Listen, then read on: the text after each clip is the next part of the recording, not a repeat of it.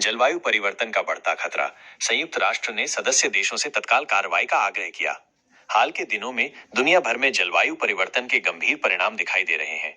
इनमें अत्यधिक वर्षा, गंभीर सूखा और लू जैसी घटनाओं में भारी वृद्धि हुई है। इस बढ़ते खतरे से मानव जीवन और प्राकृतिक पर्यावरण पर गंभीर असर पड़ रहा है। इसी कारण संयुक्त राष्ट्र यूनाइटेड नेशंस ने इस पर तत्काल कार्रवाई करने के लिए अपने सदस्य देशों से मिलकर काम करने का आग्रह किया है। जलवायु परिवर्तन के प्रमुख परिणाम। अत्यधिक वर्षा और बाढ़। कई देशों में, खासकर एशिया और यूरोप में, पिछले कुछ वर्षों में अत्यधिक वर्षा के कारण बाढ़ की घटनाएं बढ़ी हैं। इससे खेती को भारी नुकसान हो रहा है और बड़े पैमाने पर जान माल का नुकसान भी हो रहा है। गंभीर सूखा। इसके विपरीत अफ्रीका और दक्षिण अमेरिका जैसे कुछ हिस्सों में लंबे समय तक चलने वाले सूखे के कारण खाद्य सुरक्षा की गंभीर समस्या पैदा हो गई है। पीने के पानी की कमी और खेती के नुकसान से स्थानीय अर्थव्यवस्था पर भारी दबाव पड़ रहा है। लू हीट वेव्स। यूरोप, अमेरिका और एशिया के कई शहरों में लू ने कई रिकॉर्ड तोड़ दिए हैं।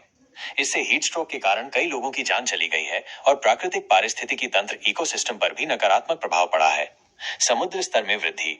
वैश्विक तापमान में वृद्धि के कारण ध्रुवीय क्षेत्रों की बर्फ पिघल रही है, जिससे समुद्र का स्तर बढ़ रहा है। इसके परिणाम स्वरूप तटीय क्षेत्रों में बाढ़ का खतरा बढ़ गया है और कई छोटे द्वीपों के पानी में डूबने की आशंका है। संयुक्त राष्ट्र का आग्रह।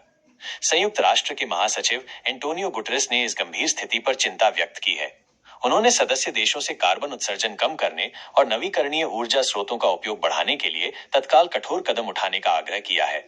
इसके अलावा उन्होंने विकसित देशों से जलवायु परिवर्तन से सबसे अधिक प्रभावित गरीब देशों को वित्तीय और तकनीकी सहायता प्रदान करने की भी अपील की है।